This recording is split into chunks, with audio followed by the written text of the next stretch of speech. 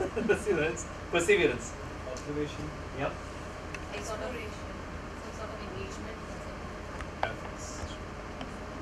That one hasn't come up so far. Great. Yes. Ethics. Experiential. Spiritual. Research. Research. Okay, great.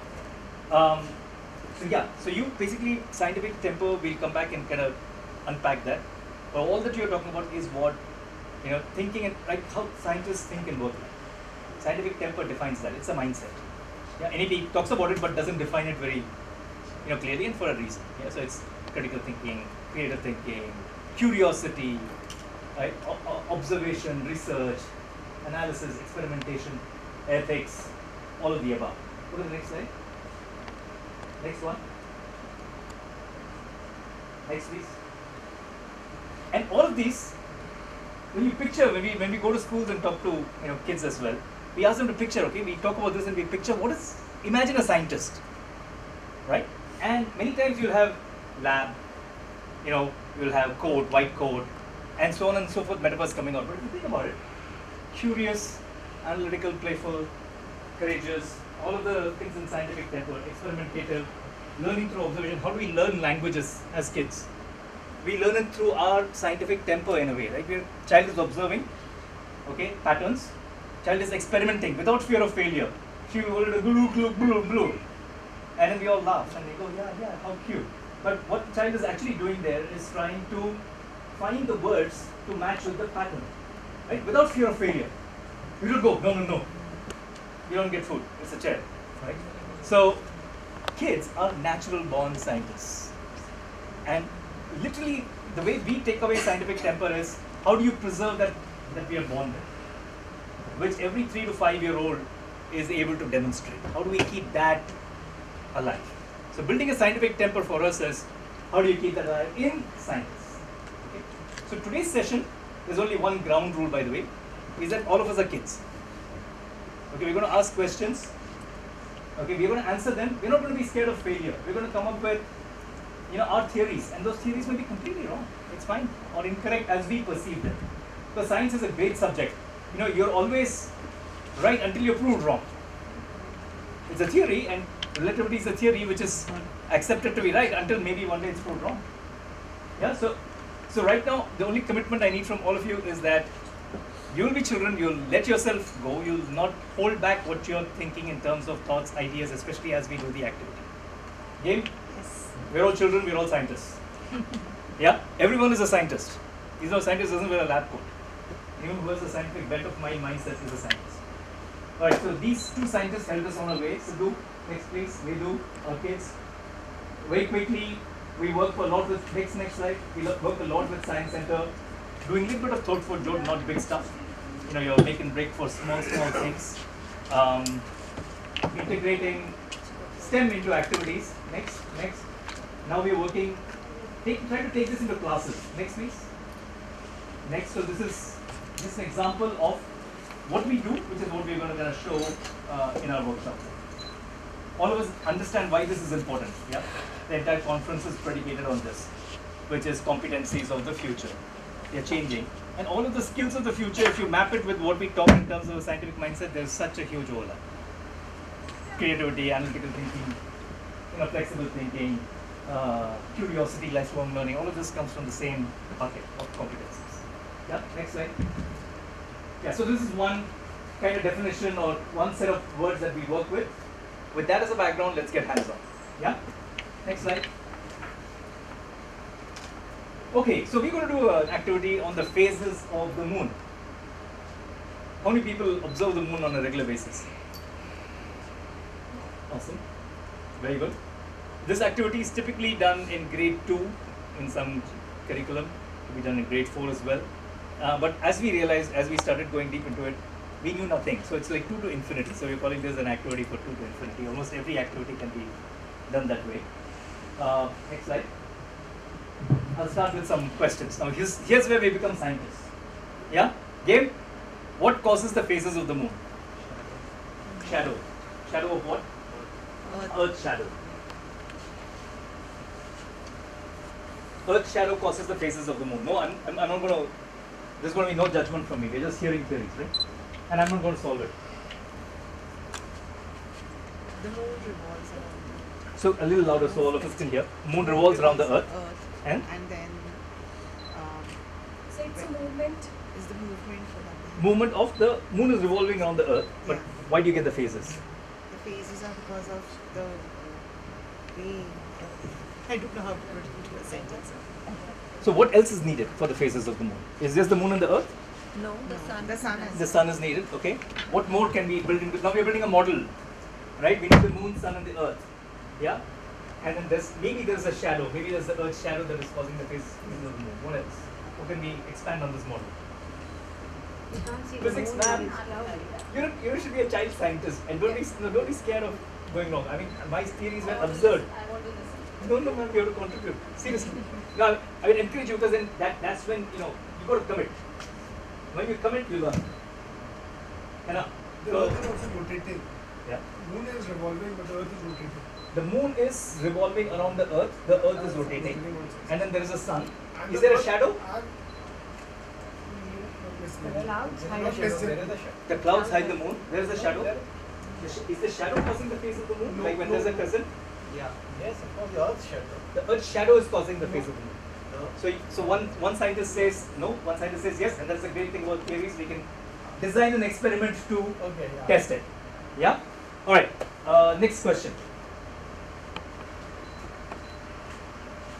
Can you see the new moon? And where would you look for it if you could see it? The sky. In the sky. It's a fantastic. It's a great starting point. I love it. Then, where in the sky would you look for it? And when? I love the answer. What is new moon? Okay. What is new moon? Does anybody want to? I don't know if you give the answer. What is the new moon? When When you can't see Amawas ke baad jo- it. You can't see the moon. But if you wanted to find it, where would you look for it? Behind you. Behind me, as in where? If you're looking straight and you can't see it, then it's obviously behind you out of the side. Pure scientific theory. I love it. Seriously, I'm a little bit of judgment here, but it is so logical, yes. Anyway, behind you, matlab kya? So we are standing here, it's a night, I'm standing, I can't see it. You think it's behind me on the sky here? No, I mean, it's hidden because the shadow is falling completely on it, or it's not in light. Okay, the shadow is falling completely on it. Okay, we're gonna solve everything, right? But anyway, where would you look for it, ma'am, in the sky? Kahan pe dhoondenge? till where her eyes go. Yeah, I just look around the moment I When will you look for it? Would you look for it in the night?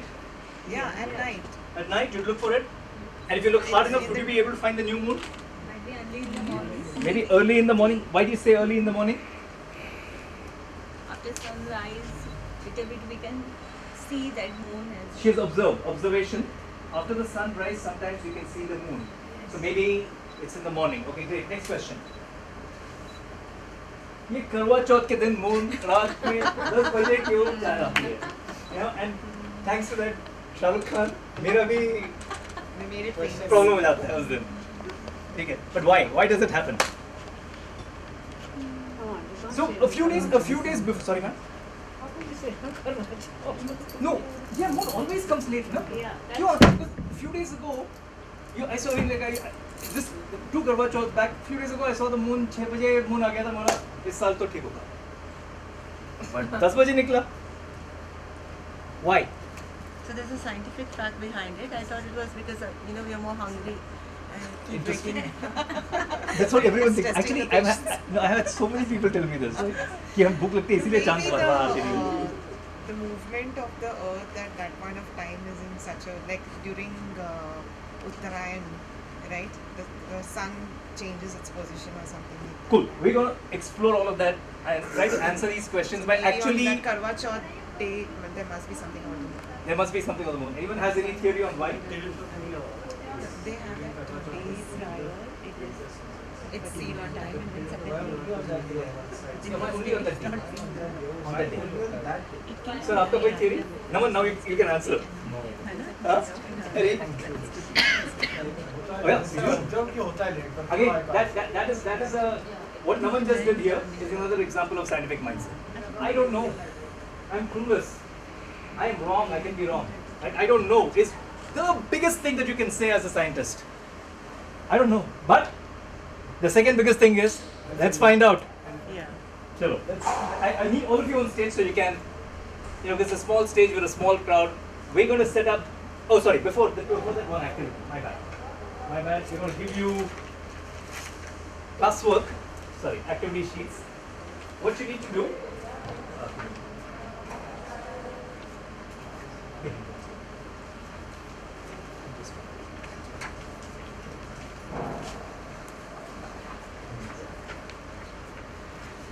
Hi. You're right in. अरे कैसे हो आप? Correct time पे आए activity के लिए आ जाइए. You will have to work, please. Actually, I've just come to meet. I have a flight to catch. अच्छा ठीक So just come to meet, ma'am. है. मैं सोच रही आप हमारे workshop के लिए आ रहे हो. Yeah, of course.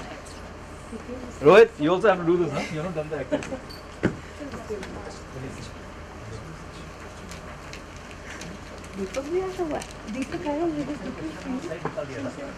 सर का एक क्वेश्चन है, ईद का चांद लेट क्यों आता है? और मैंने एक क्वेश्चन पूछा था एक स्कूल में, head of school, she is a practicing Muslim, okay, मैंने पूछा ईद का चांद कहाँ जाता है? राइस करने के बाद where does it go? And she was like, ये तो मैं भी छुप जाता है, मैं भी पीछे चले जाता है, मैं भी वापस चले जाता है, you know. So I think the point is, we don't think about the bigger point is this is the most basic phenomena. It governs our bodies, it governs the tides. You know, we have seen it every day. Maybe 100 years ago, man would have known what is happening. They may not have known why it is happening, but they would have known what is happening by and large. Yeah, we're losing that because we are not asking questions, we are not wondering. Okay, so to start with, what I need you to do is go to the part 1 page, write your name. For part 1, just build a model, very simply, just 2 minutes, right? Just build a model to represent what causes the phases of the moon. Remember we talked about maybe the earth is needed in this, the moon is needed, there are 3 actors, there is the sun, yeah, maybe it's the shadow, maybe it's not, right, which causes the phases of the moon. And what are the phases of the moon that you'd observe? Just, this is basically 2nd standard से 4th standard सब हर बच्चा करता है, हमने सब किया है. हाँ, पेंसिल्स मैंने मंगवाया था, अनफॉर्चुनेटली नहीं आए हैं. यहाँ पे आए. Which are not sharpened. Oh, wonderful. They have given pencils and no sharpener. Sorry, I can get you another pen. Oh, that marker. There's another marker with you. I can share a pen. हाँ, मैं आपके पास pen है क्या? One extra pen. हाँ, यहाँ पे आगे.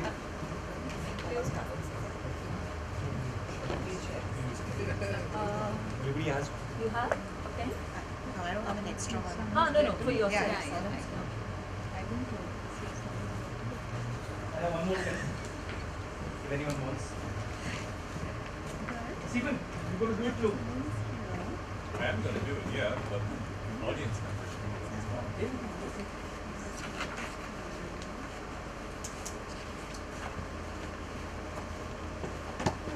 Yeah? Oh, yes. Good idea. And then after you do that, write down, after all this conversation, is there any question you're curious about? And remember, we're doing this before we explain any concept. It's good, right? We don't know. So just put on the question that you're curious about.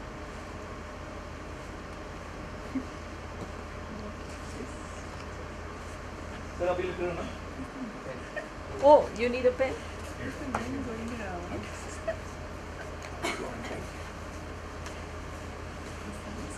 Julie? Okay, 2 minutes.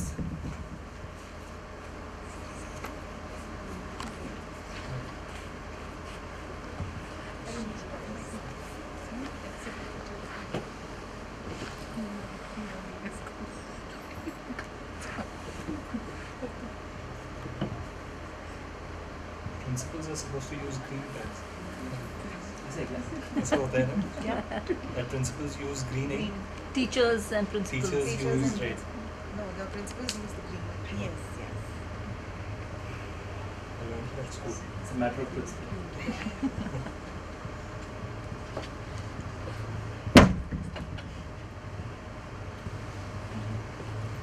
Ma'am, your seat is reserved.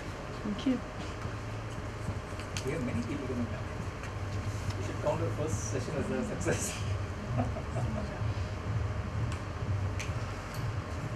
Some homework? Classwork, man. Let's teach. You have to.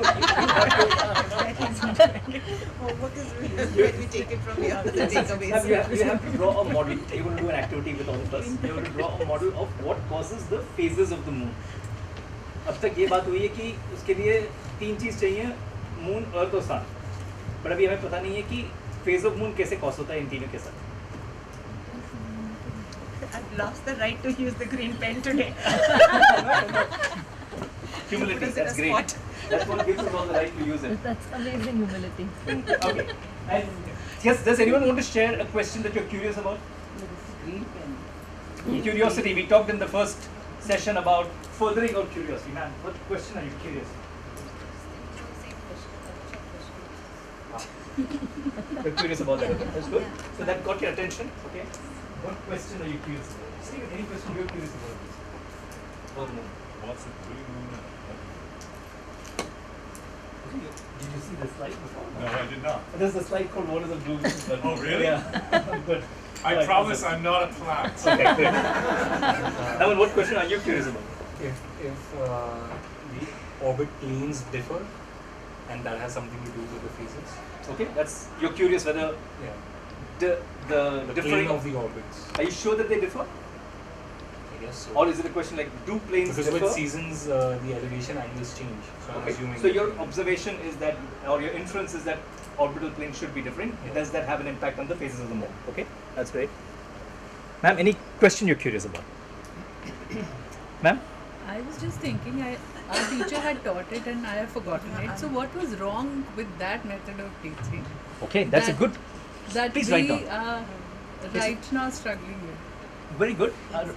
Write down the question. It's something you're curious about. Anything else? Yes, ma'am. I just wanted to know why every full moon day we see the moon opposite side, right? Because I am an early riser. I wake up every time 3:30 around 4. Wow. So I see that time the moon looks so beautiful. I just watched. Really, I just lost at that time. So is the beauty is Yes. see different? Why? Just I wanted. Why is the beauty of the full moon different? Okay, let's see if we can answer that. Okay, great. We need to come up. Please move up to the stage.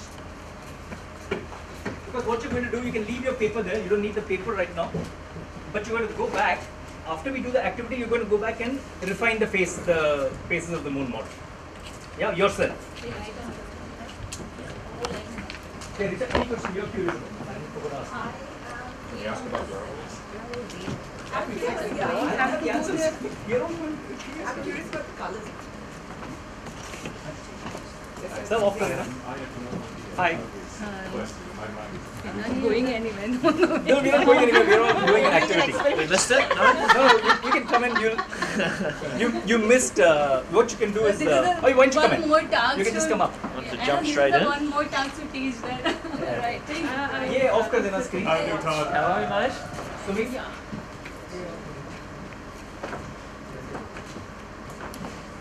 Okay, before we proceed, Sumit, भैया भैया ये screen भी screen भी off कर देना और ये दरवाजा बंद कर देना please. In the circle. Okay, so before we get going, ma'am, you should come here. that's okay. I just want to watch. Alright, okay. Does the earth rotate in a clockwise direction or an anti-clockwise direction? Yeah, you're all converging on that? Do we all feel that? Or does anybody feel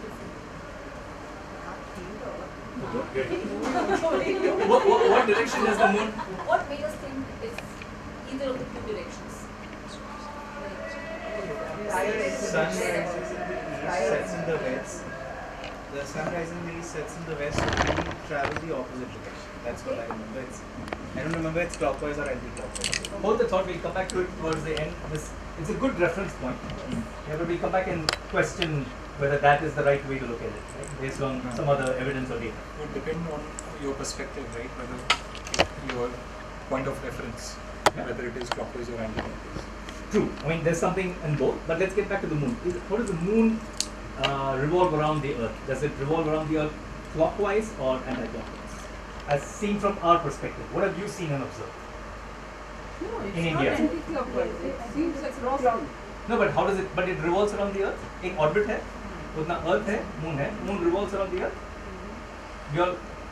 We all agree. I think for the sake there will be 45 minutes. Otherwise, I'll spend like a day here on just this topic and try to get on with you.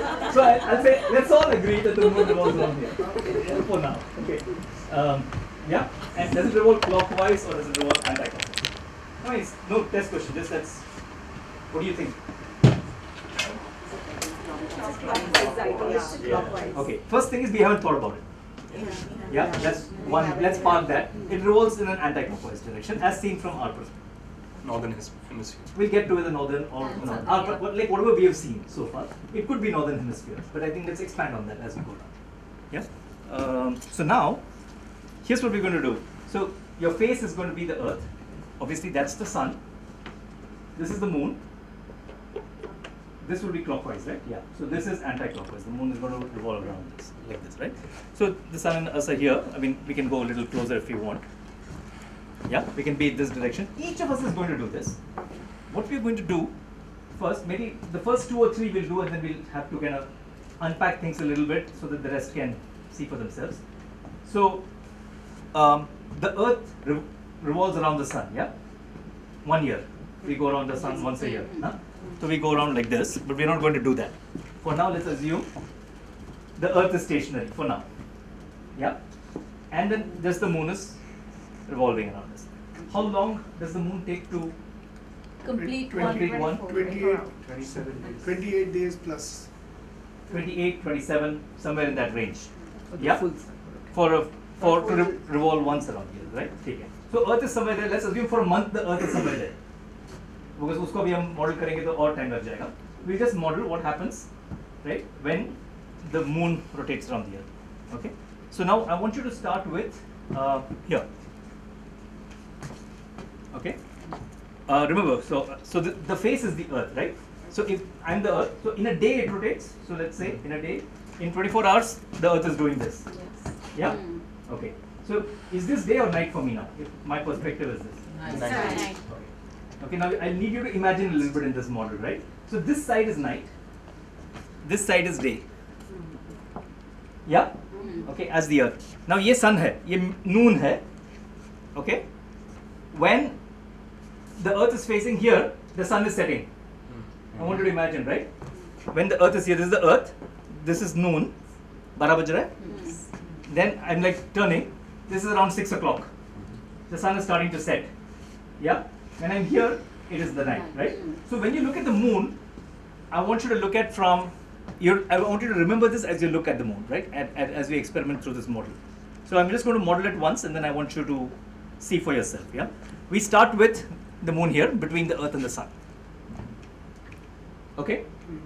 I want you to figure out what phase it will be. Somewhere at some point in time, the moon is here. Correct? Yeah. Yeah.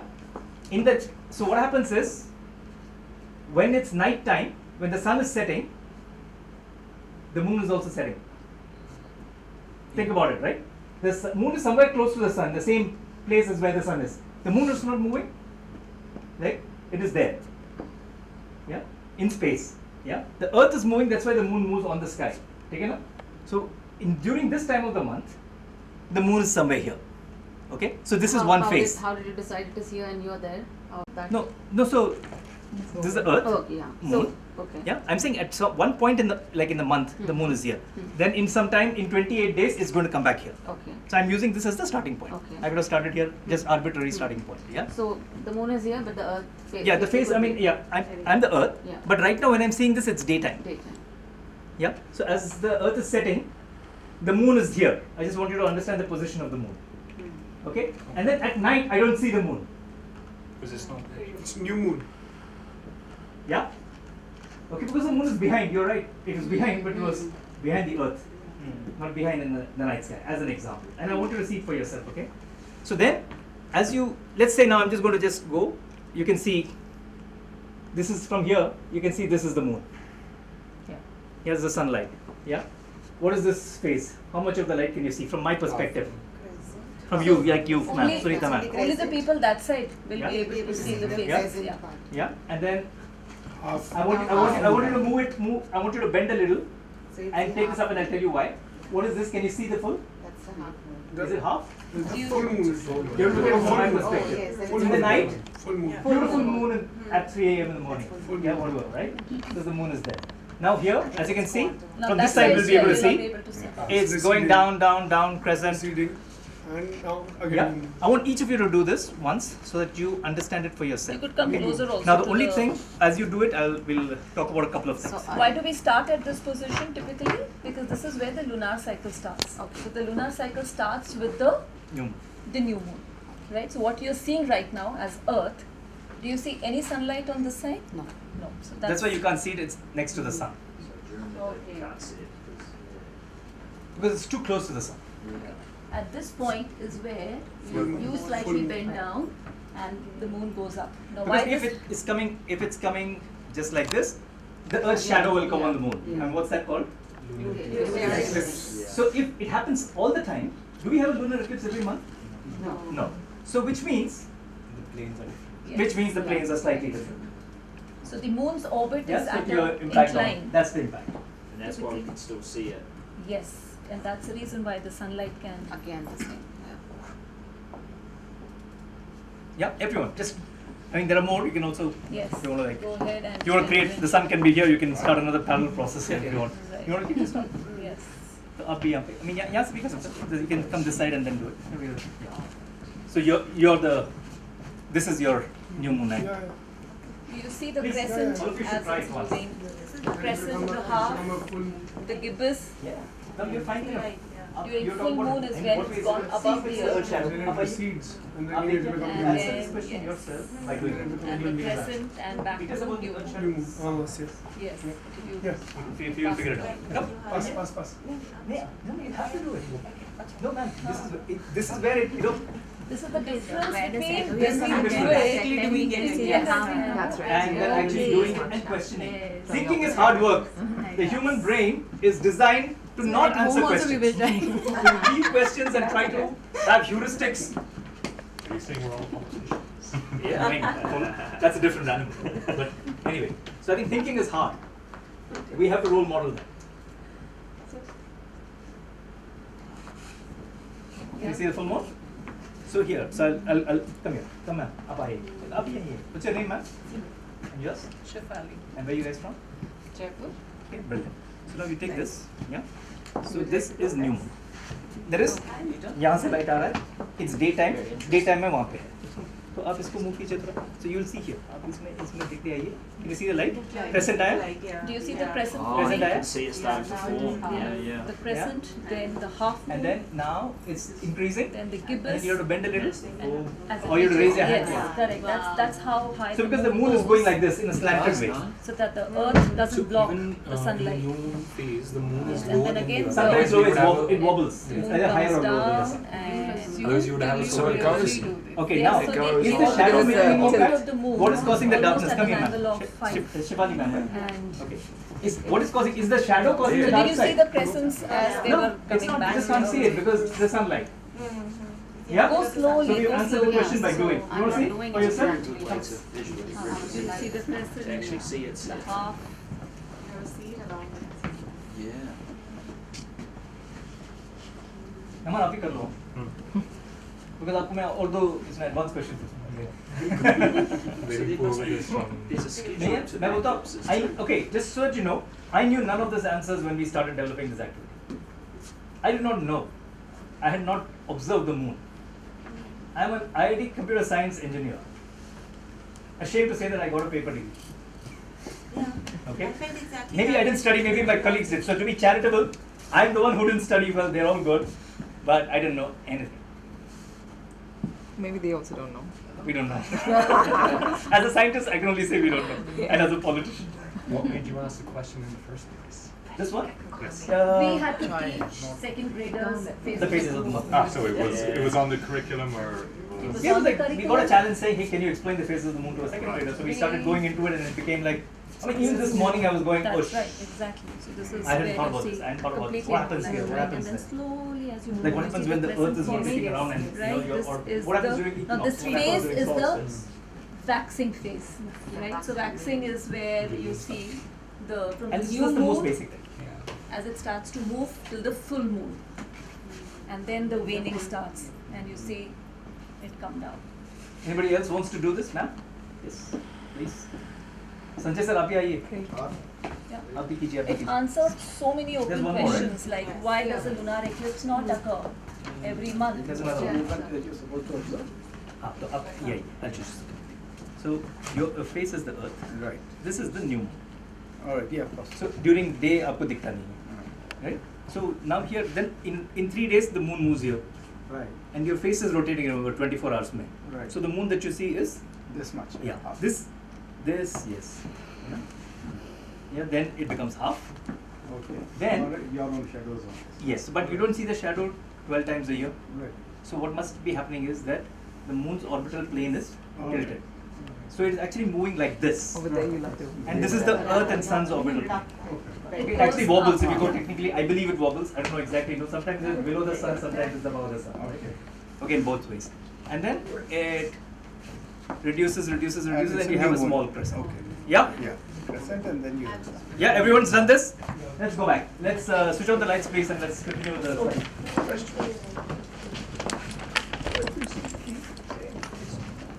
Yeah, let's go and ask questions. Why do you see that? Yeah. Why do we see the same? There's another question. Why do we see the same face of the moon? As Pink Floyd famously. Dark side of the moon. Yes. Is there a dark side of the moon, guys? I'll see you on the dark side. No, what we say is I see you on the. Yeah, we don't see, but is there a dark side? No, what you say is I see you on the dark side. Which is where India landed. Complex. So I never thought that they land on the dark side of the moon. So he said so.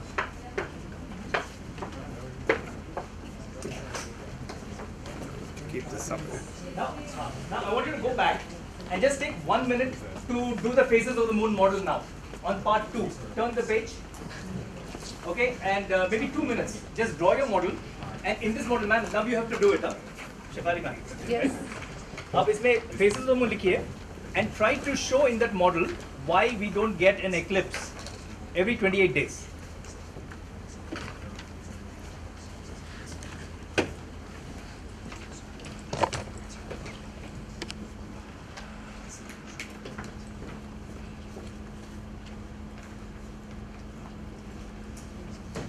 There was one question, right, Rohit? Your question was, why don't we see one side of the moon ever? And then a subsequent question to that, which is mine, is there a dark side? It is popularly we call it the dark side of the moon. Is it really the dark side? Abhi, light on rakna. I think there are two things to that, right?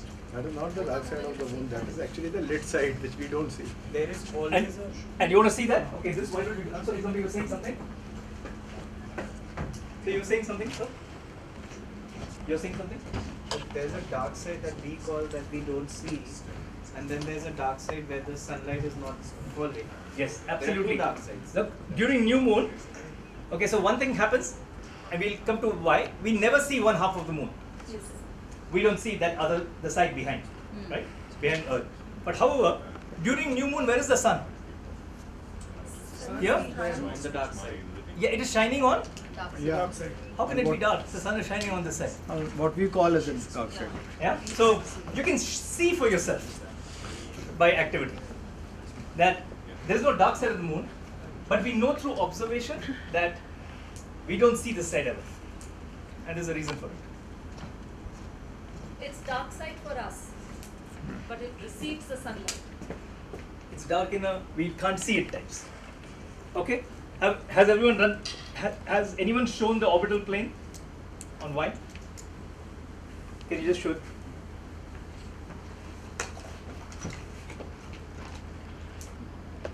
On And- orbital plane. Yes, and explain why the moon is like in the model there's the sun, there's the earth, and the moon is rotating at an angle. The orbit is at an angle inclined to the one. Yeah, and you can see the model before and the model after. I would encourage you to be honest with yourselves as you do this and see the difference for yourself on how the model works through activity. To your point, Shefali ma'am, how did we learn? Right? So by learning like this, It'll stick. stays. It stays. It stays. We rarely forget. It stays, and you have a way to design an experiment for yourself and try it out. Even if it doesn't say, we've had second graders when we do this. They will come back and say, no, I want to see for myself again. I've not understood. I want to go. Can I do it again and understand? So I think it gives us the chance to do it. Okay, next slide. I'm going to go zoom now.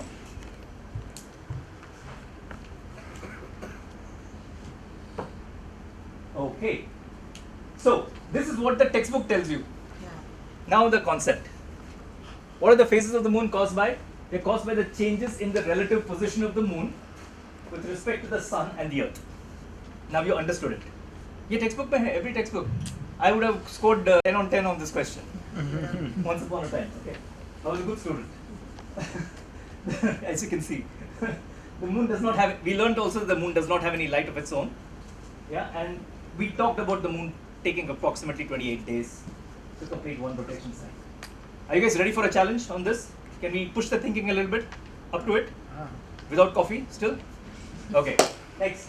Okay, so this is what we did in one of the activities. The first time we did it was we gave kids cutouts of the moons stuck. So we didn't want them to waste time on crafting, but we wanted them to align it right, or just align it quickly and then label it. We gave them the labels in this, and one of the kids gave this back as an output.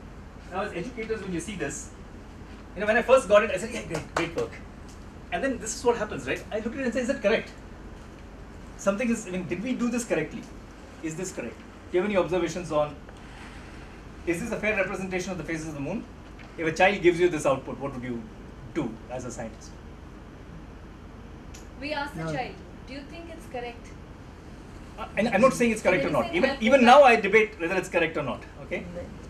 But my point is, when you're looking at it from the earth, you're looking at the dark side all the time. Okay, that's one. And sun plays an important role, which is missing. Where's the sun? Where is the That, sun? so this is our failure, right? I'm just sharing as a scientist. When we did this the first time, we gave them these nice cutouts saying, "Arey, wow, we cracked it." We gave them these cutouts, and then we got this. We started asking ourselves, "Where's the sun?" Because the picture of the earth that we took in total entrepreneurial hurry of the earth, had the sun from some side, and then we got them to do the diagram, which was there, on which they understood based on this. But then if you add it all up together, it says, hey, hold on, is this the right representation? The point here is perspective matters, and you never get it right. You got to keep thinking. Next slide. So where is the sun, you think? This side. From Bottom right corner. From where the camera is. Where you're standing almost. From new because the moon. new moon, it's almost here. Look at the new moon. Yeah. Next. Yeah. Next. I just did that already. Yeah. But why are you showing new moon as black? It's a good question. Even I was asking myself that a few days ago. Even in the when actually not a few days ago, I was designing this web sheet, the log sheet for you. We put this, this is like an observation sheet. We debated whether we should put it as black or not show it at all. You're right. We shouldn't show it as black. It's not black. On first day it is black. On second day No, it's not black. It's not black. You can't see it. That's all. You can't see it, yeah. The sky is black. You can't see the moon. So your question is fantastic. You can't see a black. It's wrong. It's incorrect. It's an incorrect representation done so that we can quickly move on to them filling the. Yeah. So next time around we'll figure out a way. Maybe we'll show the entire black sky as a band, but not show the moon. We won't do that for the next time. Once we printed it, we started debating. Right? Great. So we're iterating even now. Okay. Next. What causes a blood moon? Now this is an extension. Okay. What causes a blood moon or a blue red moon? Sorry, Pooja, you go on. Any theories now? Now that we are all scientists and we're very comfortable sharing theories, man. Now you have to give us a theory. once in a blue moon. No, you have to. Rules of the class, man. Once in a blue moon. I think generally basis the amount of sunlight that falls, so maybe the plane in which between the sun, the moon and the earth, what is the plane, and based on the amount of sunlight that's falling or bouncing off the earth, because How close blue or and how red far are the it is opposite sides from of the spectrum. So you have plane, you have distance. These are two possibilities. Good. I'm so thankful that you gave a theory, right? It's possibly a theory. What else causes, let's take an analogy. What causes the orange in sunsets? Like the sunsets are like orange or think? What causes that? That is the scattering of light. Huh? Scattering of light. Scattering of light. Okay, so can you explain what scattering of light is? Yeah, so there are particles in the atmosphere, and light, when it is falling on the particles, it gets scattered in different directions. And the intensity of scattering depends upon the wavelength of light, inversely proportional to the wavelength of light. So more the wavelength, less will be the scattering of light. So if it is less, if it doesn't reach us, we'll be able to see some other color. Great. So what causes that? I mean, blue moon is like the science behind it is volcanic dust causes sometimes the moon to appear blue. The blue moon is the phrase. It's not actually blue. What happens is because the lunar cycle is less than 30 days, 28 days, there are months where in the same month you have 2 full moons. Yeah, because it can happen, right? Within the same calendar month. It happens once every 2 or 3 years. That's called a blue moon in popular parlance. Once in a blue moon. Yeah, but the blood red moon is more, it's like scattering. It happens closer to eclipse, I believe, and I still am trying to figure this out. It's because of what happens is closer to the eclipse, the light, based on the distance of the moon and the sun and the position, the light has to go through the atmosphere, Earth's atmosphere, to get to the moon. And what happens then is, based on that angle, the blue light gets scattered, and what's reflected out is red light, and that's why it appears black. It's a similar effect like what happens in sunsets. But like as I'm saying, as I'm talking this, my mind is buzzing with questions on why and how.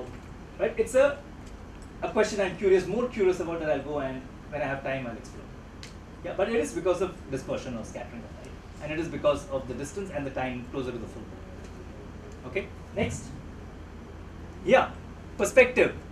Can you draw how the phases of the moon? We always say Earth moves. You say Earth east to west hai, isliye Earth moves anti-clockwise. That's your frame of reference. Yeah. How would the phases of the moon look like in the southern hemisphere? Do they look the same? Do they look the same, or do they look different? Yeah, it'll just be inverted. Inverted in what way? The top is bottom and the bottom is top. Matlab, if you had a crescent on the right side, the back. So like say the crescent, when it grows, the crescent light is on the right side in the northern hemisphere.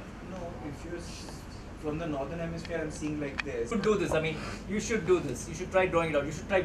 I applaud you. You're trying to visualize this. It fried my mind when I tried to visualize this. Okay, aisa aega, kaisa hoga. But you're right. It's just top to bottom, but this crescent gets inverted. So it actually grows like this. Now, this got, when I first got this got us thinking. So how is it in the equator? How is it in the poles? The answer is it's different. In the equator, you don't see it this way. And I've lived in Singapore for 15 years, and I can't, for the life of me, imagine how the moon was then. I didn't even notice it for 15 years. I'm cursing myself. I want to go back to Singapore and see it. How is it from the equator? Rajasthan and see from Equator. Equator mein alag hota hai. Equator, so close to the equator, right? In Rajasthan also. Yeah, so it's cool, but I think, Pooja, I think we lost this. Yeah.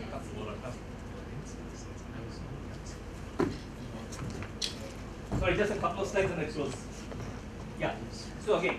So it appears different in the equator. It appears in the equator is actually like this. You can see this.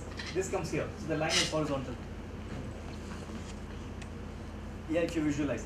And in the poles, for 6 months you can see the moon. It's going in a circle here like this in the sky with the different phases. And in the southern hemisphere, direction is east to west. But seen from the southern hemisphere, the Earth rotates in a clockwise direction. And all our textbooks say Earth rotates anti-clockwise. Most YouTube videos say that. Look at the biases. Yeah. Okay. Next slide, please. Yeah, we learned all this. Next slide. Yeah. So just wrapping it up. I mean, the point is, we talked about how do you build a scientific temple. Guys, this is not our discovery. This was done by the 5E experiential learning model was commissioned in the 60s, and it was done for biological sciences. It was used by NASA educators. Most NGSS, Next Generation Science Standards lessons, use this. It's a simple. We talked about in the morning. We talked about provocation, hook, etc. It's basically hook, explore. Then you come to explain, then you extend, and you use evaluation as like a cutting out. So today what did I do? I asked questions first, hooked, right, to demonstrate that. Then we explored. Then only we understood the concept, explained the concept. We held on to the explanation of the concept as much as possible and tried to get that from the group rather than tell the concept. Very important, right? Then extend. Are you ready for a challenge? I'm extending the learning either horizontally, vertically, laterally across concepts. And evaluate. Your log sheets are great assessment vehicles. This is a scaffolded thinking. Like those of you who have read the theory, ZPD, zone of proximal development and scaffolding, right? It's built into this. Yeah. So and without, it's directed, but it has so much of open-endedness. It's not prescriptive, but it's directed. And you go to the next challenge in this question after you finish the previous one. So it's not so far away that you will give up. Yeah? Next, yeah, inquiry based. Yeah. You all know this. And this is very important. To build a scientific mindset, this is important. What you said, Naman, is very important. I don't know. Yeah? And it's very important that we all believe that we are scientists. So I ask science teachers who are, I ask scientists, how many of you really believe you're a scientist when you walk into that classroom? Do you believe from here that you're a scientist? Yeah, genuinely. If you don't, then we got to believe that. Because the minute you believe that, you're like a kid now. Now you talked about we are facilitators, that teachers are participants, they're co-learners. I don't know is perfectly acceptable. I failed is acceptable, as long as we do something about it. Yeah? That's it. That's how you build a scientific temper, as an example. I hope you guys enjoyed it. Thank you for being such great participants. Sorry I pushed you, but sometimes you got to do that. As educators, you know it. Thank you. You can keep this for yourself. These are for you. Yeah, extra copies. I would encourage you to predict. Observe the moon. This is just to get you to observe the moon. Predict what it's going to look like on what day, based on the new moon, and see for yourself. Who's standing? It is, I think, Richa, the floor is yours. Yes. All right, everyone. Come. Shall we Sanjay? Where's Sanjay? We need another chair. No, I think I need to wake up.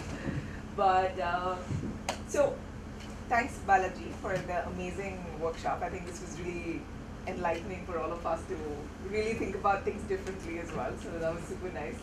And I think now what we wanted to segue is that this morning we've had for those who joined us right now and were not part of the morning session, we had a really beautiful discussion about various aspects of STEM learning. We spoke about physical infrastructure, we spoke about personal development for educators, we spoke about culture, we spoke about mindset building, we spoke about how you could, how administration and educators can work together to create space for agency. We spoke about how student-driven, curiosities can be encouraged if you give an agency and various aspects of it. So, and then we looked at it from a student's perspective, what is really needed as stakeholders in this ecosystem. So there was a lot that we spoke about, and I think it was a really broad and collective discussion between everyone who joined. And I think the second anchor topic that we chose as a group, the pre-work that we did before coming here, was around why is the A missing in STEM? What's the A, by the way? Arts. Yeah. So what is that? So we wanted to kind of go deeper into this to understand, because that will also open up some more facets of this discussion, and also understand perspectives from everyone as to what we think STEM really means and where's the A and what's that about as well. But before we start, maybe we could do a round of introduction of all the folks who've come in new. So maybe, how about you? Sure. So I'm Todd Baslick from JBCN International School, Jaipur, and Mumbai. Oh, nice. Awesome. And what sparks your interest in this session, in this track? STEM in general is always, I think, a fascinating topic. I would say, upon self-reflection, not one of the areas maybe in which I was the strongest in school, but I find it fascinating now as an educator and as a teacher to be here. But also, Stephen is a colleague of mine, so I wanted to come along and support him. He's here to judge me. I'm taking pictures now to prove that Okay, amazing. How about you, sir? I'm Kitsuri, so I'm from Mumbai International School. but we also work with schools to develop science labs. Okay. And yeah, science has always been a pleasure of mine. So hence you were interested. That was very evident. Yes. Yes. Yeah, that was definitely very evident. How about you, ma'am? Yeah, myself Muna Patel. I am from Baroda, Gujarat. I run a preschool, and apart from that, I have an NGO. I run it since 4 years. So I working with underprivileged children. Apart from that, women empowerment. So just I am seeking that how I help underprivileged children, and they are more creative than urban schools, because since 2007 I am running this school. So I have shown the difference between the school in urban and the children working in the government school. So just I want something that I can take from you, and that's also had told me. So just wanted to learn about the STEM that, and I implement that. That's awesome. Thank you. Thank you for joining. How about you, ma'am, over there? My name is Seema Seheshwar, and currently I'm managing Mutharaf High School and DPS Jaipur.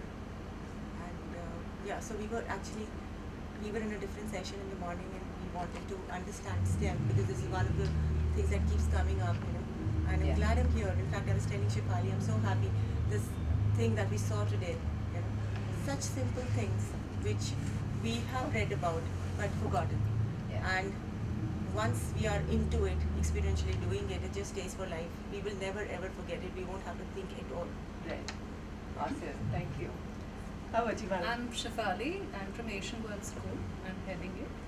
And the question, the topic, how to increase scientific temperament in children. I feel that is something we all are struggling with. And they do things, what they are born with, but we kill systematically. And how to revive it is a question for all of us to ponder on. So that brought me in. Awesome. How about you, ma'am, over there? Would you like to introduce? Yeah, yes, you. Yeah. Like I said, we all need some coffee, I think.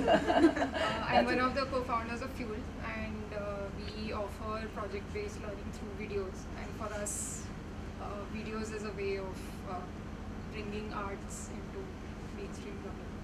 So for me, it's something that I wanted to get more perspectives on. Sure. Nice. Thank you for joining. So at the back. Just from another perspective, I'm from Mumbai. I'm from the International School. So oh, yeah, no, we can hear but you. that's my question. That's what I'm here to get the answer. Why are the arts missing? Yeah. Because we see that most of our best admissions from our international school to some of the best universities, the children who've done history, who've done theatre, and somehow there's too much of focus on just the science and math, which is important. I think we are missing this, and it's a very critical part of a student's personality, and it's essential. So that's the answer I'm looking for. Why is it missing? Let's hear. Nice, awesome. Okay, great. So I think Indian school thing is what I'm, or is it just? Or is it just in general that we're just missing it? Okay. Okay, amazing. So great. So I think we have Stephen here, who has a pretty great context to, there's a little bit of theory that he's coming in with, and he's new to India as well, and he's been across different parts of the world as a leader in this space. So Stephen, tell us a little bit about your observation of the arts in general. Is it missing completely from everywhere, or is it India? The arts is here. We just need to bring it out and incorporate it. This is one of the most historic and inspirational countries in the world that has such a rich tapestry of all creativity, the mathematics, but also the creative side and the arts, the music, everything. It's all here. Yes. And it's all inside all of you because it's part of your history and your culture. But the system, as I see it as an outsider, has become very sort of robotic and very much test driven and very much goal driven, as in you get the result to move on to the next stage. And what we're doing, and this isn't just an Indian thing, this is a global thing, we're losing the spontaneity, the creativity, the independence. And I think in some ways we make less advancements because of it. Now, the world we live in doesn't just want that. If you think back from a very, very early age, one of the first things that you teach children when they're really young is mixing colors, and it's part of art. But that's their first ever chemistry lesson, basically. Yes. But do we always tell them that's their first chemistry lesson? Do people working at the higher level in the system, we talked this morning about sort of like the grade 10, 11, 12 teachers, how they can make so much improvements in the way that they deliver by actually going down to the younger stages and seeing, oh wait, they are doing chemistry, they are doing all these aspects. And I am very, very passionate, even though I'm a mathematician, and I talked this morning about how like music is fractions, and the way that the musical notes and everything goes along, that's actually fractions. But we don't teach the learners that it's fractions, or work and say, you should ask your mathematics teacher about this. And my eyes were opened up to this a very long time ago, well over 25 years ago, when I was a teacher in a classroom. And I was sitting one day in the staff room with a business teacher, and he was telling me what he was doing that afternoon. And basically, he was talking about he was going to teach kids banking and credit cards and all the system. And he was going to teach them some examples. And he said to me, how is it, Stephen, you know, and he thought I would know the answer. I don't know how he thought I would know the answer. He said, how is it, Stephen, when I type in my bank number, if I type it in wrong, it'll say, it's not a correct card. And I explained to them, oh yeah, this is called the Lun algorithm, and it's actually prime numbers, and all of this is based on prime numbers. And it's like, would you mind coming into my class and just telling kids that there's a mathematical part to this? And that was the first time I ever did sort of collaboration with another subject, that he reached out to me, and I was very much young in my teaching career, and it sort of opened up my eyes. And then I started getting very much into the sort of creative side and the artistic side, because I always loved to draw, and I very much got involved with M.C. Escher, the very famous artist, who is highly mathematical with all his tessellations, and I show the kids how to make patterns that will always tessellate, and that was basically artwork, and showing them all those little basic skills. And I could go on and on and on, and I want this to be a general conversation with everybody, where I can have my input and everybody else can. But I might make a controversial statement right now to get everybody thinking, and I do like to do this sometimes with my learners. I was once told a very long time ago, those who fail to embrace technology are doomed to eventually fall behind, because it's an inevitability. And we're seeing what's happening with AI and everything right now. And we're light years behind our learners, because I remember I was sitting at a school in Panama, and we were waiting for all the learners to come back from the pandemic, and we thought, okay, we're going to test these kids, you know, when they come in, to find out what baseline they're at, because we've no idea. They've been learning online for 2 years, we haven't seen their faces, everything like that. So we set up all our computer Sorry rooms guys. ready for the learners to come in. And the learners come in, and some of them have been senior KG, grade 1, did everything online. Never really been in a school before, never been in a classroom. And you know, we taught them the basic rules, got them settled down. So they come in, and they go to the computer where it's sitting. And they do this.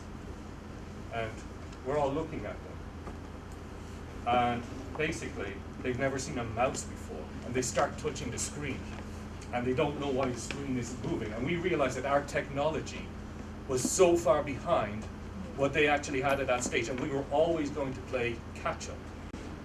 And that was my perspective on technology, it's an inevitability. What I'm going to say now is the A, arts, or the reading and writing in stream, they're an inevitability. And those who fail to embrace it and incorporate it are going to be doomed to be left behind in that. Because if you just focus on only pure STEM, and I know Nama, you might have a very different opinion on this because we talked about this, I think you're going to be left behind, and I'll tell you why I think this. If we wanted the most practical bridges built they would be far cheaper, far simpler, and we would just go ahead and do it. But we want the aesthetics, we want the beauty that goes along with this. We want it to be practical, but we also want it to look nice or feel good. We want things to be designed smaller, to be more efficient, to be more compact. We want people to be visionaries, to be able to put their take on it. And I think we're losing that. I think we've lost that in the last 10, 15 years. And I know other people might tell me I'm very, very wrong. I almost feel like the world is almost dumbing down because everything has become an Instagram moment and everything is instantaneous and we want everything. And the reason why I mentioned stream and the R for the reading and writing is because not only do we need to be able to analyze and interpret, but we also need to be able to communicate what we're thinking. And that's why the R is so important, because never was it more clear to me than during the pandemic, when all these great scientists were explaining everything that was going on with COVID, but the populace didn't understand, and that's when all the fear-mongering and the disinformation and everything went out there, because those really intelligent people who were on TV, who were writing articles, they couldn't convey their scientific theories to a basic level, and that's why the reading and writing to me are also absolutely fundamental, and that's a skill set that they need, because they're used to interacting at a very high academic level, writing very high academic papers.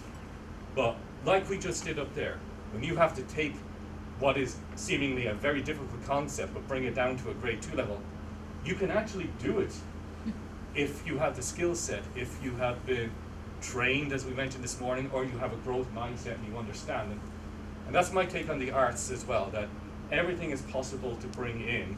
You just have to be open-minded and you have to be willing to be part of it. And that's where I stand. Sorry for talking so much. No, that's perfect. So I wanted to actually pass it on to the rest of the folks and then to everyone in the room as well. That, you know, Sanjay, how about you? Where do you see? Well, I think in a utilitarian society, we look for everything that has an instant application. And art, unfortunately, does not have a utility per se. So when you talk about STEM, you're talking about things that gel together. Science, technology, yes, brother sister combination. Engineering comes next out of it. A stands out.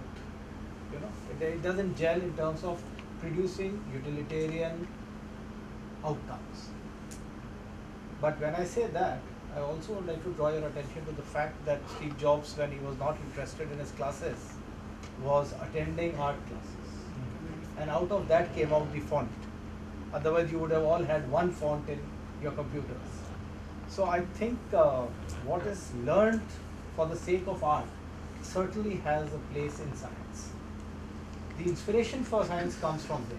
So for STEM to be successful, you need that standalone A, which is going to, you know, give you the imagination beyond your concrete formulas and mathematics.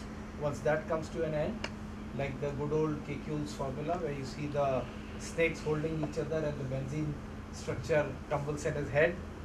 So for that imagination, and if you're off record, whenever I tell you that we can't have a substance, we should have art to fire our imagination.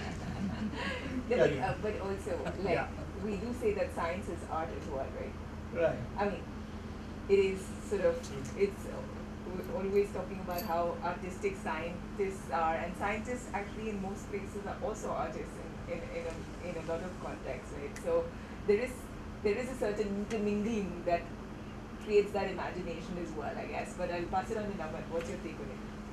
First thing I'd like to do is clarify, some of these terms we use. We sometimes refer to the same thing when we use those words. They are clearly distinct. Creativity, art, and design. So, art is an expression that seeks to evoke emotion, human emotion. Design is when you're doing something with an objective in mind. I design this to, do something. And creativity is thinking out of the box. Creativity is there in science, is there in mathematics. So creative mathematics is an entire branch of mathematics. So Euler's identity, if you're aware of it, e to the power of I theta is equal to -1. Right? So it doesn't solve anything for us, but it's just beautiful mathematics. It's creative mathematics. So we all indulge in it, we all study it. So I feel like creativity is inherent in STEM. design is inherent in the engineering part of STEM, and art exists outside of that. So if we are bringing in art just to bring in creativity, it's not required. Art is required to evoke emotion, where but in that case, when we talk about architecture, bridges, beautiful buildings, etc., or personal devices, so we don't buy them because of their utility only. We also buy them personal vehicles. We buy them because it appeals to our inner aesthetic sense. So art is important when you are developing products, when you are developing architecture for public use, because your citizen is going to feel pride in what you have created. They are going to be impressed by it. It's going to represent your nation and your city and whatnot. So art has those elements, and all subjects are important. Languages are important. We need to know economics to be able to sell a good product. So just because we focus on STEM doesn't mean we are diluting the other branches. Now when we are studying STEM, how important is aesthetics when we are doing STEM at school? So there I feel like the focus should be on design, on problem solving, on being resource mindful. So when we started our engineering program, our professor said something quite prickly, but it's important that any fool can build a bridge, but only an engineer can build a bridge which will barely stand, right? So you take away the things till you don't need them, and then you need a bridge for 1,000 tons, here 1,000 tons. At 1,001 is going to fall, up to 1,000 it will work perfectly fine, right? So that's what an engineer is required to do. You have to be resource mindful, and when we are teaching sustainability, conservation, recycling, reusing things, so there I feel art can be resource wasteful. So when we are teaching STEM, the sustainability and resource mindfulness to me is more important than the aesthetics. So we can bring the aesthetics in later as a separate thing which can add flavor to whatever we create. But I don't think it has to be covered along with STEM. I have a little bit of a different take on it, because I feel that art with STEM or tech has also a very interesting, I do understand the frugality of building products and stuff like that, but I think art and tech now as a combination is actually driving a lot of really important projects, right? Like public spaces, for example, where you are actually building awareness about certain things, right? There are so many beautiful garments that are also now sort of telling you what your health and your all of that, but you still want to wear it as utilitarian design and things like that. But that's fashion tech is also sort of art tech as well, right? So I think it's becoming quite mainstream that art is becoming very integrated into STEM as well. If you want people to adopt your solutions, you have to bring in art. Otherwise, you have a very ugly looking jacket which gives you all your biotelemetrics and whatnot. You're not going to put it on, but if it's fancy, if it's nice, if it looks cool, you might, right? So the art side will pull in users. So definitely it's critical for awareness, for getting users to your solutions. But again, like but when we're teaching. What about traditional art and STEM also? Because I feel that STEM has the spectrum of traditional, whatever, building to the most new age technology. It has a whole piece of spectrum, right? You can start with woodworking, basic hand tools, and then go up till whatever that you want. So that whole spectrum is quite large. And the fact that now, for example, our traditional art, like, we live in Goa, we live in Mewar, which is a village of woodworkers. And the next generation of their children don't want to be woodworkers. And we are there teaching all the privileged children and the community woodworking. Like, what an irony that we're in the same village and that's what's happening, right? So what is, like, I want to just like also ask everybody, like, what is that piece of traditional art, how do we preserve it and also integrate tech for it to also become exciting? Like, there are so many elements to it and we can do so much more with it. So is the question that STEM requires art or is art requires STEM? Because I think maybe that's the disconnect. What he's saying is, my traditional understanding of STEM does not require an art to a certain point. Beyond that, I need art to sell it maybe further. But are we talking about that, does the traditional arts, do they require a degree of STEM? That's a good question. And I feel that maybe we have to go back one step further and also define what again, like that was our first question in the morning, right? What is STEM, STEAM, makerspaces, and this innovative learning mean really? Is it multidisciplinary? You know, is it just multidisciplinary? Then it can be all kinds of things that come into the bucket, and then we don't define the utility versus. Is it problem solving? Is it about only certain things that we include, or is it about everything that we include, right? So I just want to also then ask this to everyone, what does it really mean, like, you know? Because I think it's to each one, right? These four elements I think go in together very well, and they can exist independently. They don't require art or reading to further the cause of STEM. So that's why I feel like if we can do a good enough job of this first, and then maybe bring in elements of the other subjects also. Yeah, that's my contention actually with your statement. Because why not be inclusive of everything that we have? Don't you think by having art at an early stage it makes it appeal to a greater audience and brings them into it? And they might discover that the I did mathematics concede that it does increase your adoption. Yes.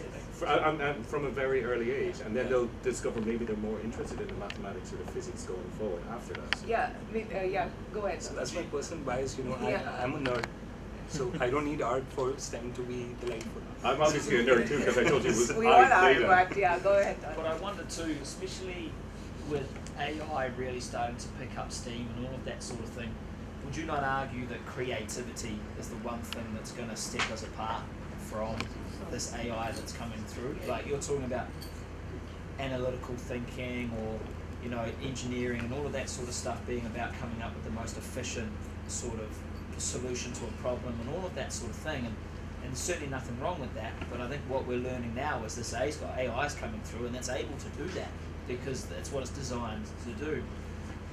If we are teaching these kids that, it's very, very important, don't get me wrong, but surely for them to be able to be critical and creative and being able to think outside the box, rather than thinking of the arts as a subject. If we didn't, maybe we should see it as a certain way of thinking that then marries very well with STEM, because it's again what sets us apart. And I think that's, you put it better than what I did at the start when I said those who fail to embrace technology, and then I said those who fail to embrace arts. It's an inevitability, and it sets us apart. So I would be more open to adding creativity to the STEM domain rather than the word arts. Maybe it's the word arts that maybe. That's why I tried to distinguish between the three. Yeah, but I think they are different, right? Yeah. But I think art is also practice, because just like technology, it also requires you to iterate. But I think people make the mistake that arts is just painting and stuff, and they don't Yes. put everything else like humanities and everything else that goes along with that. It's very simple. Arts is a huge term. This is what I was just about to interrupt. That Please go ahead. arts doesn't mean painting or this thing. Arts is arts. Like that's people say I'm taking arts in college. You know what I mean? So that's geography, history, that kind of thing. And that can merge. You know how much science goes into geography? Yeah, huge amount. Again, art, what you interpret. The shoe that each one of us is wearing, what is the example it of? Is it not giving example of STEAM complete? Yeah, it is. Just not STEM, but is it not an example of STEAM? Yeah, it's absolutely. It's a complete. My contention is I would rather No, fly not in an counting. aeroplane, No, not counting which is your- designed purely by STEM experts rather than half the team being artists. So wow. Wow. Oh my But God. I think it's interesting. Oh my, I should have artists on this panel. Oh wow. I knew this was a controversial topic when we talked about this. Geography, history, literature, so much science goes into it. So to me, when people say STEAM, I look at art as the fine arts kind of arts. No, it's not that. It's not that. There is science in the shoe that you make. But once we have It's the STEAM, then we have material. the school in its entirety, right? You have languages, you have humanities, you have that's sciences. right. But Humanities is we don't art. need a label for that. That's school. But this is the problem. People don't understand the full concept properly. People assume that they have ideas. that's That's it. wrong. And that's our job. It's like we were talking about the jargon this morning, like the word holistic and stuff. Yeah. Be interpreted a million different ways, but we have to help define this and help India define this for the next 10 to 15 years. Exactly, that's what I said when I said the schools face this problem, that they get a product and they try and just implement that and think that they've done their jobs.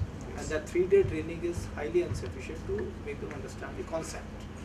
So it's basically you buy a product, you learn how to, you buy a DIY kit, you know how to use it, and that's your STEM.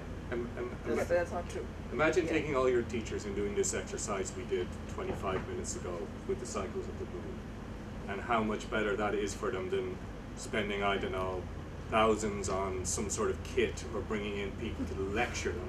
You learn far more in 20 minutes doing that than you would in any other way, and the kids would love it. And that's the way that we need to get our teachers thinking, that this is how we need to bring it in. And this did involve bunch of art. This art. Yeah. I was going to come back to I was just about what to Rob say was that. saying. Yeah, exactly. The best part is it doesn't stop here. Now the kid has the tool and he can expand on it as much as he wants. Yeah, I mean, you set him thinking. Absolutely, and I think you hit the nail on the head. At least as far as my perspective on this goes, with the STEM that we talked about, I think optimization of a bridge. AI is going to, it's doing it today, maybe tomorrow it'll do it. So I want to just go back, and the way I understand STEM is around the skills, the problem solving skills. I resonated with what you said, that you're building problem solving skills. I think what arts does is build the human skills. You talked about art as an, beautifully you said art is an expression of emotion. And I think you cannot solve a problem, to your point, unless you bridge these two. You've got to have the problem solving skills, but you also have to have the human connect skills. And the empathy. I would even the empathy. The empathy, the expression, like here, the art for me was the circle. How we all got together and tried to solve it. It was the connection. It was the, that was art for me more than the actual logic of how we unpack, how to actually do it. Yes. The social part of art, right? And I wonder whether that, I wonder whether, for our kids, for example, their careers, would they even be able to have a career where it can be devoid of this human and art component? Because if they do, AI is going to be able to do that practically as well. So it's a question that we ask ourselves. Our older one loves science and math, but he's equally good at music, and he loves to draw and paint, and it's a real choice. Which way does he go? Does he do both?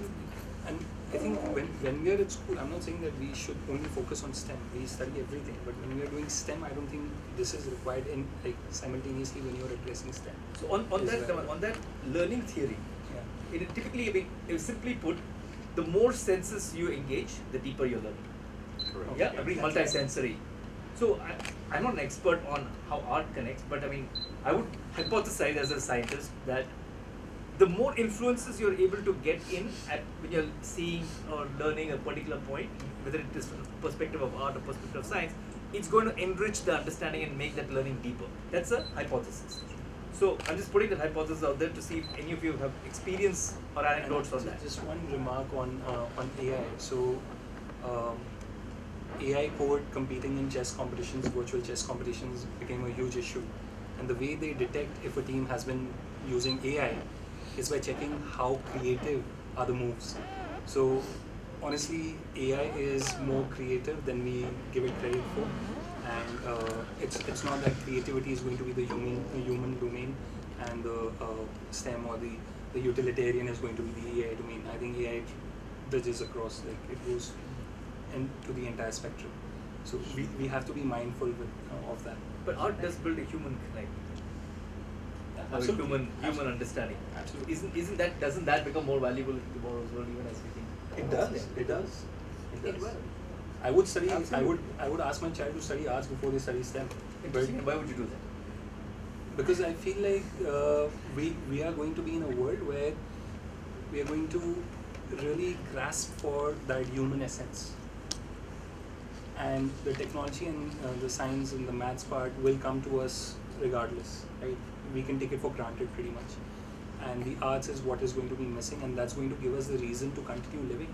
We'll have a longer lifespan with the advances in medical sciences, and not know what to do with those additional years. And there'll be how do you create belongingness? How do you create societies and communities without art, without language? So I think my focus as an educator is more on liberal arts today than on STEM. But if I were to do STEM, I would keep the creativity within STEM, design in STEM, but art as in the fine arts, a little away from. So I think that's interesting. I mean, just going back to the point of multiple perspectives for problem solving as a larger thematic, because that's what we're saying with all these streams. We're bringing different perspectives, possibly driving creativity towards problem solving, right? So the question is, the more inclusive we are, like the LGBTQ AI plus, or do we need to keep things standalone and let them flow and then come together when there is a problem, is the question, right? So yeah, I think STEM, STEAM, R is added now. Let's see what next. Plus ho jayega. Stream is everything you do at school anyway. Right? Yeah, exactly. It covers the entire. Actually, what you've done is you've It's narrowed not- it down no, and no, expanded but it again. It's not what you're doing; it's how you're doing it. It's how you're bringing in. It's the how you're components. bringing it in. Yeah. Because it's very, you can do them all individually, or you can meld them and bring them together and create a love and a passion and an inspiration. And I think that's where it's going to be really useful, because I'm a scientist in my heart, I'm a mathematician, and I think if somebody had done that for me when I was younger and I had a different form of education, I think I could have gone down a very different path, and I think I would have loved it even more. Not that I don't love what I did, but I don't think I was given an opportunity to grow and develop as I could have when I was younger, and I think we owe that to our learners today. Yes. To give them all the opportunities they can by discovering how everything works. And I think... So you see value in doing it together?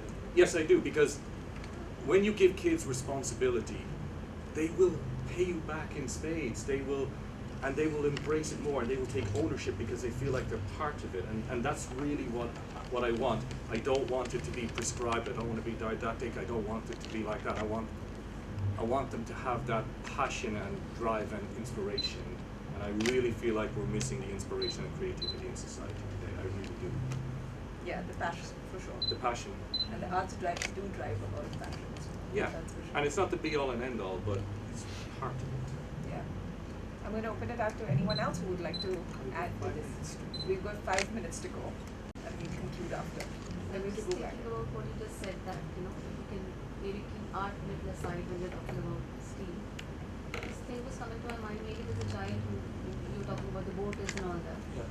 So maybe there are 5 kids in the class, and 7 or 8 are very much interested in the designing part, and maybe there are 2-3 kids who are more artistic. They want to paint and draw or something. So once the boat is created, as they start painting it, maybe they may not be paying attention जब वो बन रहा था, but maybe while painting, they come to see यार ये कैसे बना है, ये क्या हुआ है. So the art part might. Somebody mentioned it can be more inclusive. It can Yeah, bring in more it students. draws you in. One person, it is. I agree. Yeah. Definitely. Or lead to a learning. Yes. Yeah, because everybody learns differently. Differently, right? yeah. So the idea is that how are you going to give them the same. I mean, we talked this Space. morning about sports and cricket and Yes. learning the Yeah. physics and mathematics. It's the same It's really the concept, same concept. They hate mathematics or whatever, but suddenly they actually learn a love for it, and then they start asking more questions, like you said this morning. So Exactly. See, now there's also the element of intrinsic versus extrinsic motivation, right? So whether it's teaching maths and physics through cricket, or the boat example, or having arts to get the child to be interested in boat building and designing. So these are extrinsic motivators, and at some point they're going to go away. So if there's no intrinsic motivation to pursue this kind of subject domain, how far will you get with it? But I think the intrinsic motivation comes in from problem solving to something that you would like to do, right? Yeah. And that's what I That's think where the passion again yeah. comes in. Yeah, and then in that context, I think you're So you get kind them of indulged in initially. the problem statement that they want to solve, and then you don't have to do much after that, I guess. But Right. can I throw in a spanner as I always do? Yeah, please. I think what we've done is that education was all inclusive all along human history. Yeah. We broke it apart into micro segments, science, maths, this.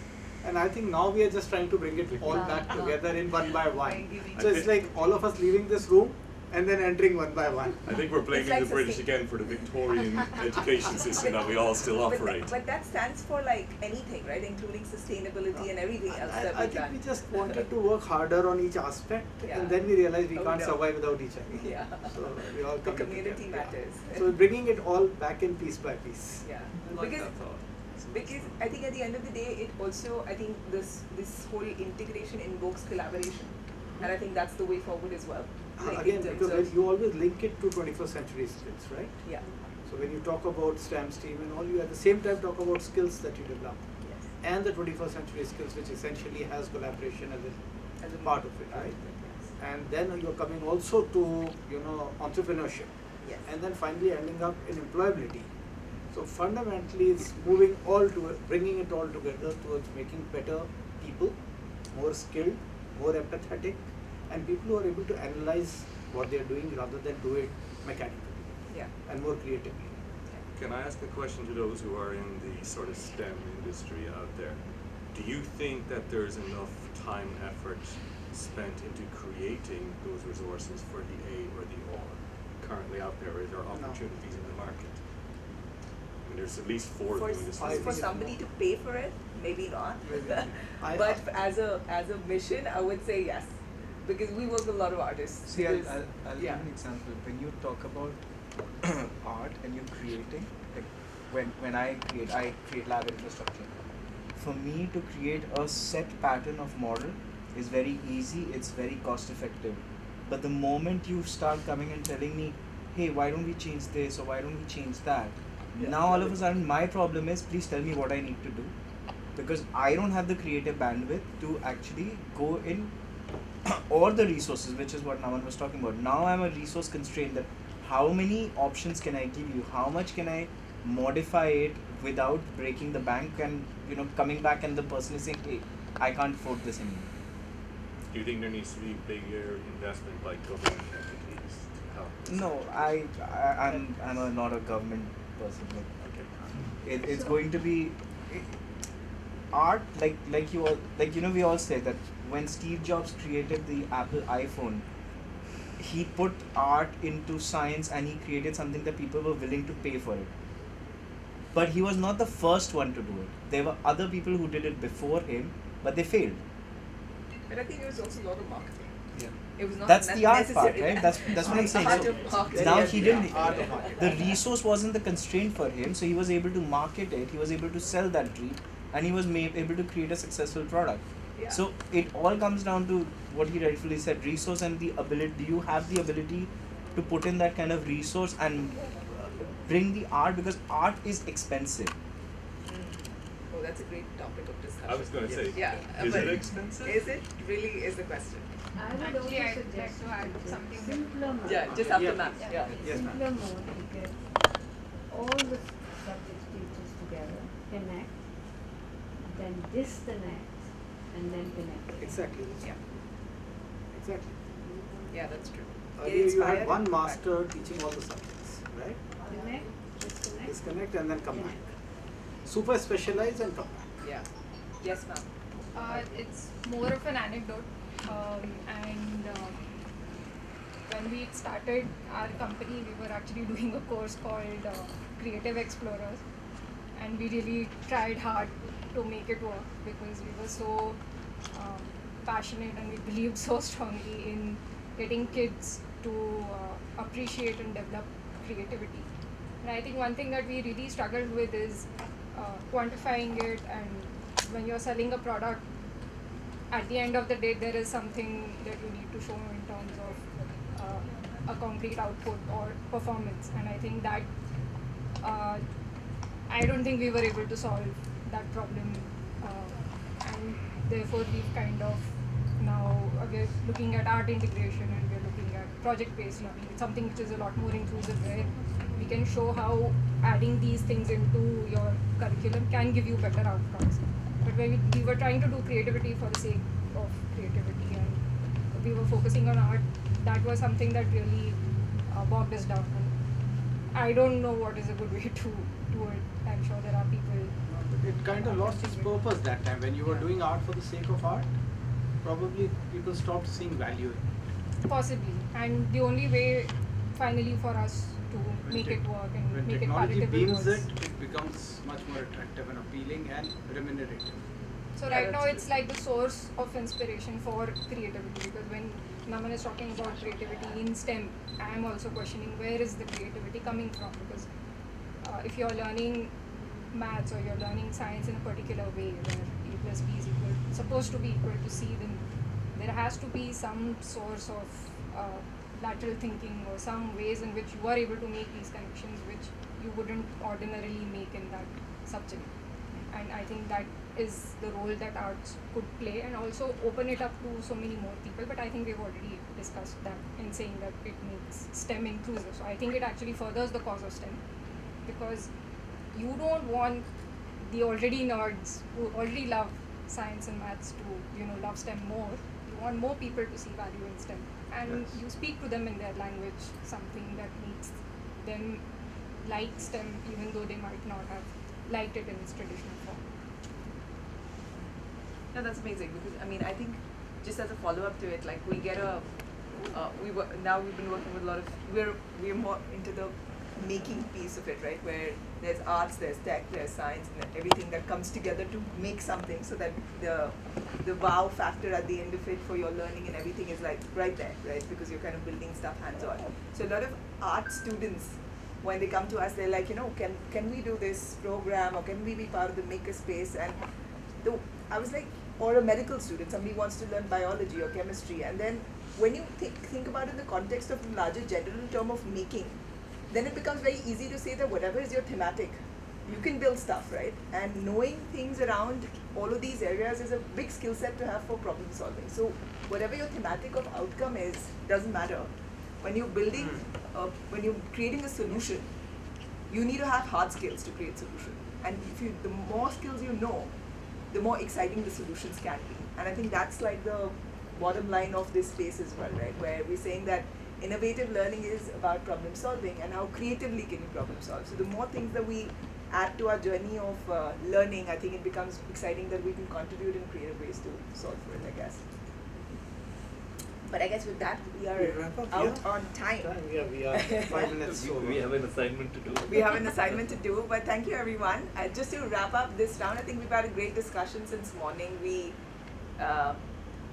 went through a whole lot of spectrum of questioning things, what has happened at school level, educators, how can the gaps, capacity be built, how can culture, mindset be changed for parents, teachers, administration, how can external stakeholders play a part, how can we look at all aspects of inclusion in STEAM and innovative learning. And I think with Balaji's workshop, we also saw how easy it is to actually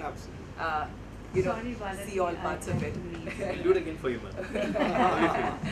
If you have time, I can show you. No, we'll do it again. We're going to spend some time now. If I may, Yes. I mean, this session was great because I was missing so far this inclusivity aspect that arts can bring in more students to the fold of STEM. Yeah. So that's a great takeaway for me personally. I would love to call you Mr. STEM. Please tell my father that he always wanted a son who could get that. Okay. So I will tell him whenever I meet him. So that's amazing. So we've had a really productive day one. But tomorrow we have some more unpacking to do, I guess. So our third topic of discussion tomorrow, which I've forgotten completely Implementation. now. Implementation. Where does it yes. go wrong? Where does it go wrong? What are the challenges and issues? And maybe we did some of that. We did some of that this morning, but we'll go deeper into understanding how can you really take away some of the nuggets and go back and implement these things in your spaces, and how you can bring that to life and see what happens. And maybe I think it's the start of a growing community that we've kind of formed now, where we can share, collaborate, and exchange so that we can all grow this space together, I guess. Yeah, and I really appreciate, because I do see it, maybe in some states it doesn't happen. But there are a lot of schools who don't want to share. That's right. And it is the truth. And at least the schools who want to share should come together. Yeah. But they're scared, somebody reports their teacher or somebody but I think the sharing is very important. Yeah. And we learn from it. Yeah, and I think that's also a big tenet of innovation, right? When you share, you learn, you get feedback, we improve. So I think it'll be a good start of a collective that we've formed now, and hopefully we can exchange more. But we'll hopefully see some of you tomorrow. Yeah, that's what I mean. Let's see how many repeat clients. and tomorrow there's another workshop. Yes, Richa is doing a workshop tomorrow. I'm doing a fun I'm workshop. going to be doing a fun workshop around how to build a maker mindset. which is going to be more hands-on and how do you kind of like get off your feet and do things. Sure, get off your feet. Thanks so much. Close to you. Thank you guys. Thank Thank you. you. Thank you for Yes, chipping for in. sure. Thanks for being such a sport. Absolutely. We'll discuss that also tomorrow. And I didn't mean to pick on you, I just wanted to like Oh, push yeah. you out of the comfort zone. But yeah, we'll be touched now, I guess. So You enjoyed yeah, it? nice to meet you as well. I can give you my card.